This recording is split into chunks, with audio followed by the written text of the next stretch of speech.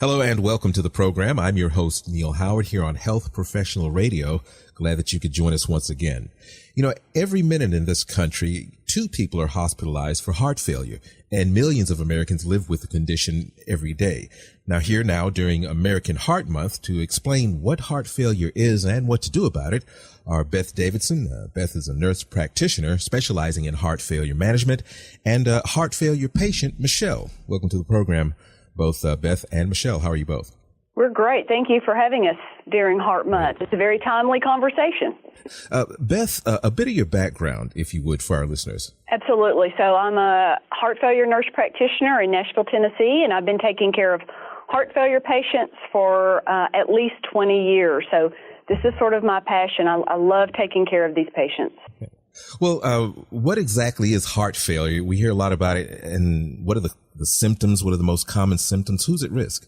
To start, heart failure is a chronic progressive condition where the heart muscle becomes weak and it's unable to pump enough blood to your tissues and organs. So it's a muscle weakness. Because of the poor pumping action of the heart, the most common symptoms are shortness of breath, fatigue, and swelling. So you can get this accumulation of fluid, especially in your feet, your legs, and your abdomen. Now, heart failure can really occur to anyone, but there are some risk factors for heart failure. Number one, it is actually African American History Month, so just to say that African Americans are at increased risk for heart failure. Patients who have long-standing high blood pressure are at increased risk. If you have blockages in your coronary arteries, you can also be at increased risk. And then things like, obesity, being overweight, leading a sedentary, inactive lifestyle, all those can predispose you to developing heart failure. Well, some of us, when we hear heart failure, it's an automatic hospital visit. Is this something that you can actually live with day to day and manage it and still live a productive life? Apparently so. Absolutely. I agree that the term heart failure is really hard. And patients don't want to hear that they have heart failure. That scares you right out of the beginning.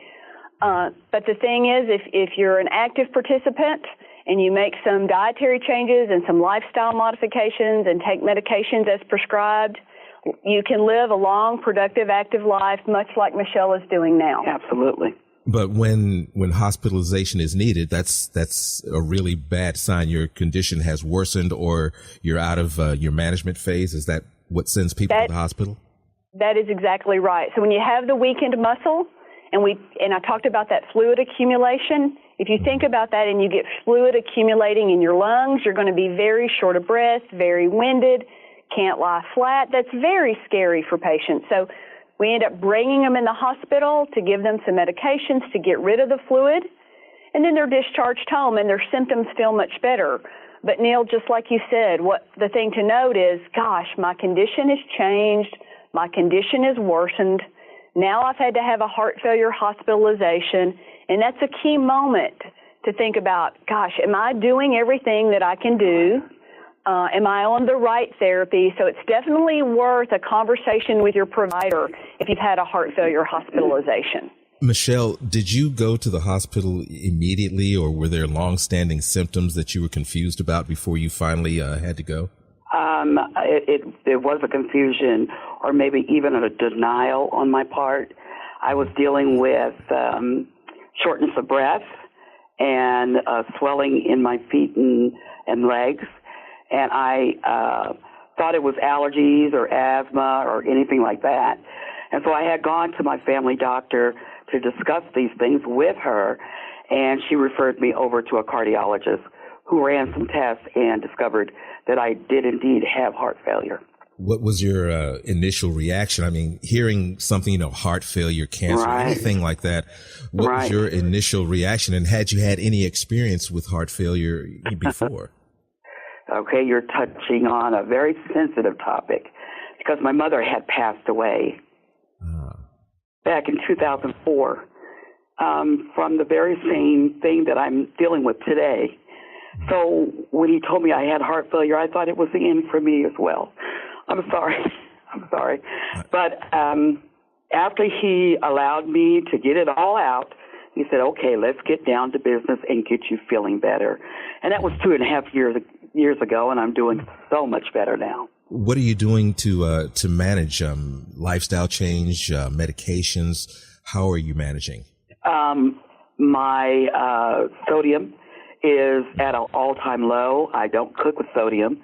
When I go out to restaurants, I talk to the server about the sodium in the food. So I'm very proactive when it comes to eating a diet with low sodium. I have increased my physical activity. I sit in front of a computer all day. So I get up, I'll walk around the building or, just get up and just move around a little bit more, walk my dogs a little bit more. Mm-hmm. And I take my medication. And the doctor recommended Entresto for me, which was right for me. It might not be right for everybody, but it was right for me. And I'm doing good. I'm doing great. Now, Entresto, is that Novartis Pharmaceuticals? Yes. So Michele and I are here today actually on behalf of Novartis to talk about Entresto, which is a therapy option for heart failure. In fact, it was proven in a large clinical trial to keep patients alive and out of the hospital longer than another leading heart failure medication. There was new research recently that showed Entresto can be started in the hospital. And although there's limitations to this data, we know that in stabilized patients, it's appropriate for hospital use as well. Entresto isn't right for everyone. I'm grateful that Michele has had a great response. Oh, yeah. But, for example, if you have angioedema, which is an allergic reaction, or pregnancy, or ACEs or ARB therapy, then those make you not a candidate for Entresto. So I know that's a lot of information. Some of that's complicated. That's circling back sort of to, that's a complicated discussion to have with your healthcare team to try to determine, is this therapy right for me? Well, where can our listeners go and get some more information about Entresto and about heart failure management in general? Absolutely. A great website for your listeners would be Entresto.com. Well, I thank you both for joining us this morning during National Heart Month and African American History Month. It's been a pleasure talking to you both, Beth and Michele. Thank you for joining us this morning. Thanks so much, Neil. Have a good day. You as well. You've been listening to Health Professional Radio. I'm your host, Neil Howard. Transcripts and audio of this program are available at hpr.fm and healthprofessionalradio.com.au. You can also subscribe to the podcast on iTunes, listen in and download at SoundCloud, and be sure and visit our affiliates page at hpr.fm and healthprofessionalradio.com.au. Thank you for listening to Health Professional Radio. We're very proud to be an independent broadcaster providing our content free of charge to you, the listener.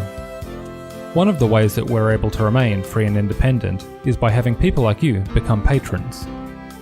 You can support Health Professional Radio simply by visiting hpr.fm and clicking the button that says Become a Patron. Your patronage of even just $1 a month lets us know that you're there, which in turn makes us more valuable to advertisers. And, of course, if you're able to afford more, then we would certainly appreciate the support.